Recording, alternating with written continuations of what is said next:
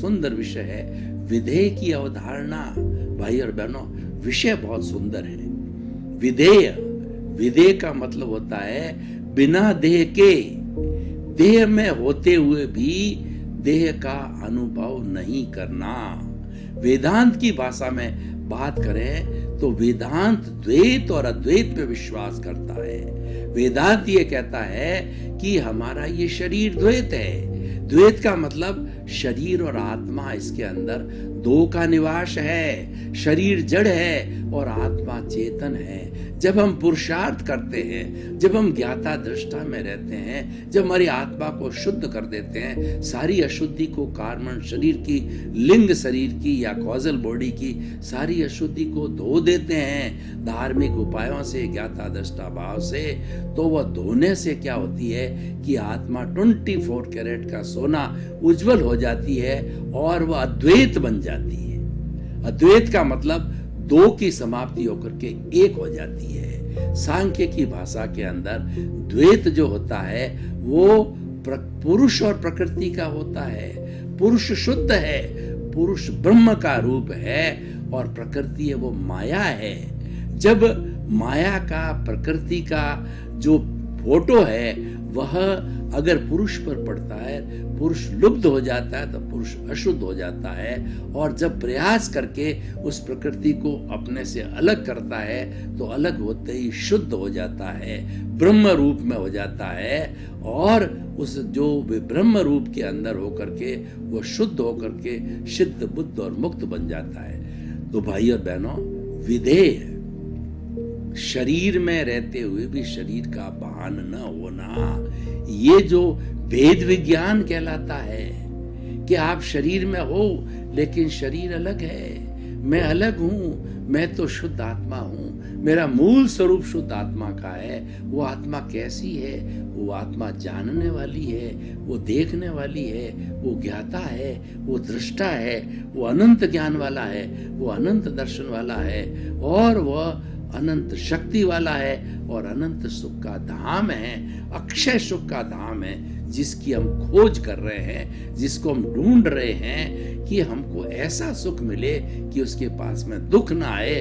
तो वो आत्मा के भीतर है, वो आत्मा की क्वालिटी है, वो आत्मा का लक्षण है, उसको प्राप्त करो। तो विधेय का मतलब दोनों को अलग अलग मानना, जड़ और चेतन को अलग मानना।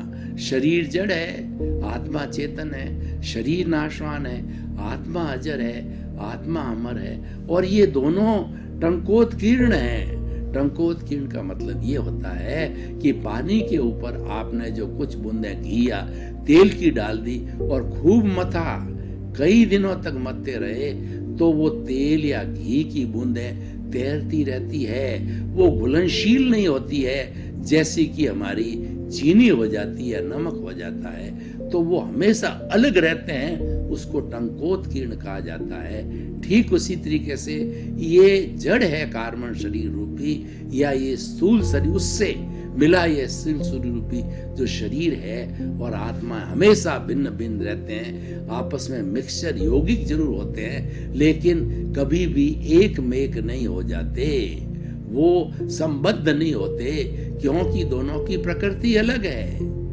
प्रकृति देखिए कि जो चेतन की प्रकृति है वह तो चेतन की अनुभूति करने वाला है और वो फीलिंग करने वाला है, जिसको सुख दुख की अनुभूति होती है। और जड़ का उसके विपरीत स्वभाव है कि जड़ को मारो, पीटो, ठोको, काटो, उसको कोई तरह की अनुभूति नहीं होती है, क्योंकि वो निर्जीव है।